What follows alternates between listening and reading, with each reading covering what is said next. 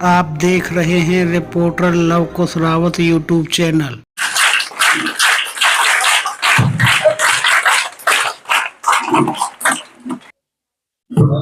सदैव सम्मानित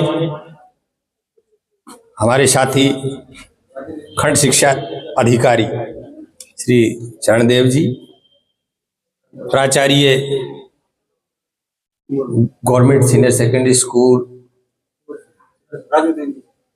राजूदीन, प्राचार्य government senior secondary school boys Umar Mohammad और योगेश सैनी पार्षद ward number 10, Abhaykaran martial art Sumitraj, Jaipal Arya और हमारी सम्मानित बहनें, सभी अध्यापक साथी और जो भी बाहर से आए हुए गणमान्य व्यक्ति, अध्यापिकाएं, बहनें और प्यारे बच्चों, तो सर्वप्रथम मैं आप सभी को 10 दिसंबर मानव अधिकार दिवस, अंतर्राष्ट्रीय मानव अधिकार दिवस के अवसर पर सभी को शुभकामनाएं देता हूं, बधाई देता हूं। सबसे पहले जैसे कि कई हमारी छात्राओं ने भी यहां पर बताया, मानव अधिकार आयोग की आवश्यकता क्यों पड़ी, इसका बहुत लंबा इतिहास है। इतिहास में आप देखेंगे तो जब से आदि मानव था मनुष्य, उस समय में इलाकों को लेकर के, जंगल को लेकर के, क्षेत्र को लेकर के, महिलाओं को लेकर के उनमें लड़ाइयां होती थी। वही लड़ाइयां चलती गई, जो मानव सभ्य होता गया, मानव ने समाज का गठन किया। कुछ सामाजिक नियम बनाए, सुरक्षा के लिए अपने अपने एजेंसी बनाई, अपने अपने संगठन बनाए, कुछ समाज के अंदर और कुछ सीमाओं पर रह करके वो धीरे धीरे वो इलाके बड़े क्षेत्रों में परिवर्तित होते गए, राज्य बनते गए, देश बनते गए। क्योंकि मनुष्य और प्राणियों से अधिक समझदार था, बुद्धिमान था, जागरूक था, उसने अच्छी संस्थाएं बनाई, अच्छे संगठन बनाए, विद्यालय बनाए, पुलिस विभाग बनाया, फौज बनाई, चिकित्सा विभाग बनाया, मतलब सभी प्रकार की संस्थाएं बनाई जो एक दूसरे का सहयोग करती हो। लेकिन इनको देखते हुए भी फिर भी समाज के अंदर पूरी तरह से सुधार नहीं हो पाया। समाज के अंदर दुनिया के भिन्न भिन्न इलाकों में बहुत सी कुप्रथाएं चालू थी। जैसे कि सबसे बड़ी कुप्रथा तो आपने बहुत सुनी होगी, दास प्रथा थी। बहुत समय पहले मनुष्यों को पशुओं की तरह बेचा भी जाता था, खरीदा भी जाता था। जो पैसे वाले लोग होते थे, ताकतवर लोग होते थे, वो गरीब होते थे, या जो रिमोट एरियाज में रहने वाले कमजोर लोग थे, अशिक्षित लोग थे, उनको पशुओं की तरह खरीद करके दूसरे इलाकों में बेचा जाता था। यही प्रथा हमारे देश में भी चालू थी। दूसरे दुनिया के अलग अलग देशों में बहुत ही भयानक रूप में भी थी। तो जब इंसान जाति ने यह देखा कि ये बहुत भारी गलत बात है, बहुत बड़ी कुप्रथा है, इससे मानव अधिकारों का हनन होता है, तो सन 1843 में भारत में इस कुप्रथा को वैधानिक रूप से अवैध घोषित किया और दुनिया के अलग अलग इलाकों में इस जरूरत को महसूस करते हुए इसको गैर कानूनी माना गया और मानव अधिकारों का हनन माना गया।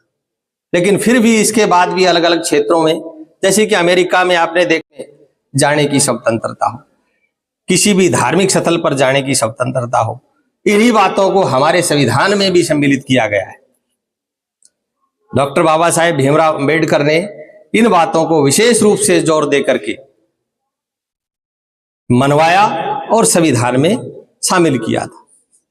तो विश्व स्तर पर पेरिस के अंदर जो सम्मेलन हुआ, उसमें इन बातों पर बड़ी गहराई से चर्चा हुई और इनको माना गया, सभी ने स्वीकार किया।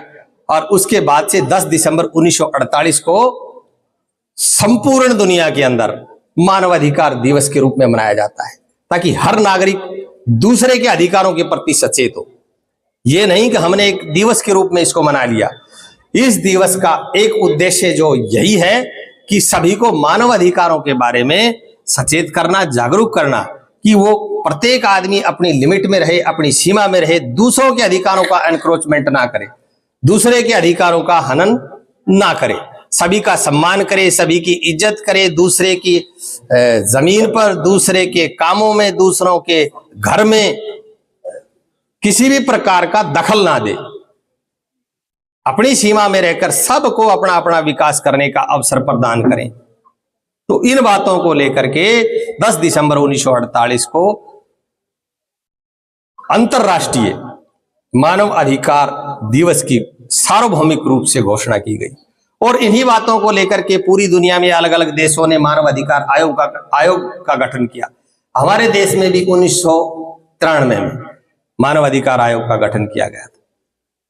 मानव अधिकार आयोग का गठन 12 अक्टूबर 1993 में। तो इस प्रकार से ये प्रश्न भी तुम्हारी जो कॉम्पिटिटिव एग्जाम्स हैं उनमें भी आते हैं, तो हमें ये याद भी होना चाहिए। और भी पूछ सकते हैं भाई हरियाणा में मानव अधिकार गठन का आयोग का गठन कब हुआ, तो 2012 में हुआ। वर्तमान में अध्यक्ष कौन है, उससे पहले अध्यक्ष कौन रहे। तो इन सब बातों का मतलब यही है कि जब हम इनको याद करेंगे तो हमें मानव अधिकारों के बारे में जानकारी होगी, उसके बारे में जागरूक होंगे, सचेत होंगे, एक दूसरे की इज्जत करेंगे, एक दूसरे का भला करने की कोशिश करेंगे। और प्यारे विद्यार्थियों, तो मानव अधिकार दिवस के उपलक्ष्य में आप सभी ने तैयारियां भी की होंगी और सभी अपने गुरुजन साहिबान हैं वो आपको समय समय पर अपनी कक्षाओं में या विशेष अवसरों पर भिन्न भिन्न प्रकार से सचेत भी कराते हैं, अवगत भी कराते हैं, तो उसके बारे में आप सभी को पता है। लेकिन मैं आप सभी से एक इस अवसर पर यह भी कहना चाहूंगा कि जीवन में अपना एक लक्ष्य जरूर बनाएं। सभी हमारी लड़कियां हैं, ये बेटियां जितनी भी हैं, आप देख रहे हो लड़कियां किसी भी क्षेत्र में पीछे नहीं हैं। हर साल जब रिजल्ट आता है 10वीं का, +2 का, तो उसमें लड़कियां अव्वल आती हैं। तो बुद्धिमत्ता में किसी भी प्रकार से हमारी बेटियां कम नहीं हैं। तो हमें अपने जीवन में एक लक्ष्य जरूर बनाना है और उस लक्ष्य को ध्यान में रखते हुए तैयारी करनी है।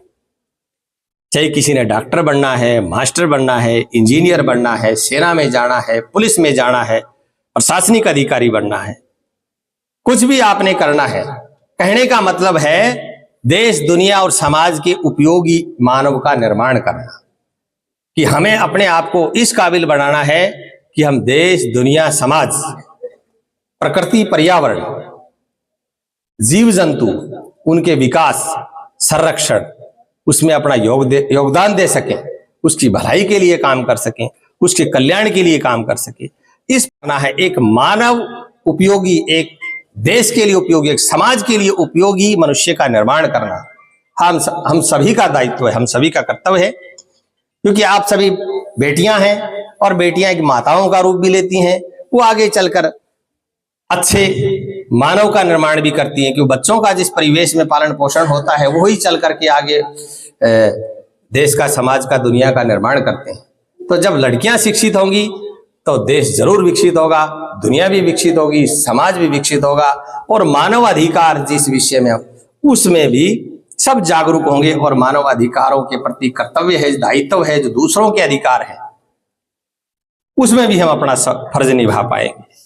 तो मैं इस अवसर पर आप सभी को बहुत बहुत शुभकामनाएं देता हूं और जो भी 2-4 बातें मैंने बताई हैं उन पे आप जरा ध्यान करें। जीवन में एक लक्ष्य बनाएं, ठीक है, और एक घर के अंदर स्टडी कॉर्नर बनाएं। स्टडी जहां पर आत्म केंद्रित होकर के, ध्यान केंद्रित होकर के आप अपना जो दिन भर का कार्य है कंसंट्रेशन के साथ उसको याद कर सकें, उस पर चिंतन कर सकें, उस पर मनन कर सकें। पढ़ना यही नहीं होता है कि हमने 20, 30, 50% रट लिए, परीक्षाएं पास कर ली, 98% नंबर आ गए और हमने ये नाम कमा लिया कि मैंने इतने प्रतिशत नंबर लिए हैं। ठीक है, नंबर लेना भी अच्छी बात है, लेकिन उसके साथ साथ हमने उसका सार, उसका सारांश, उसका निष्कर्ष, निचोड़, कोई भी लेसन पढ़ा है, उसका निष्कर्ष, निचोड़, उसका सारांश क्या है, वो हमारे जीवन में किस प्रकार से काम आ सकता है, वो क्यों पढ़ाया गया है, हमें उसे शिक्षा के सिलेबस में क्यों शामिल किया गया है। क्योंकि जो पाठ्यक्रम को निर्धारित करने वाली संस्थाएं हैं, एनसीईआरटी है, एससीईआरटी है, वो किसी न किसी कारणवश उस लेसन को, उस पाठ को, चैप्टर को उसमें शामिल करती है। तो ये भी हमें जरूर चिंतन करना चाहिए, उसका सारांश जो निष्कर्ष है वो जरूर ग्रहण करना है। प्रश्न का उत्तर रट लेने से अच्छे नंबर आ जाएंगे, लेकिन कॉम्पिटिटिव एग्जाम्स में फिर वो कामयाब नहीं हो पाता है। तो उसका निष्कर्ष भी हमने ग्रहण करना है कि हमने क्या सीखा है उसमें से। तो एक स्टडी कॉर्नर जरूर बनाएं। दूसरा, एक आप जब आप घर जाएं अपने, डेली जब सुबह खाना खा करके तैयार होकर के आप स्कूल आते हैं, पैदल आते हैं, बस में आते हैं, गाड़ी में आते हैं, तो मोटिव आपके दिमाग में होना चाहिए कि हम यहाँ आए हैं। जब घर जाते हैं तो घर जाने पर एक बार ये जरूर सोचें कि हम 6 साढ़े 6 घंटे स्कूल में रह करके आए हैं, तो ये जो है आज हमने क्या सीखा है स्कूल में। हमारा समय खराब तो नहीं गया, आज का दिन हमने खराब तो नहीं कर दिया। उसके बाद आप शाम को भी पढ़ें, इसके साथ साथ थोड़ा खेल भी खेलें, घर का भी थोड़ा काम करें। खेल भी आवश्यक है क्योंकि इससे शरीर का स्वास्थ्य जरूरी। अगर स्वस्थ मस्तिष्क है तो हम स्वस्थ काम करेंगे, स्वस्थ हमारी सोच होगी, अच्छे विचार दिमाग में आएंगे। तो स्वास्थ्य भी बहुत जरूरी है और घर का काम भी जरूरी है, इसके साथ साथ पढ़ाई भी जरूरी है।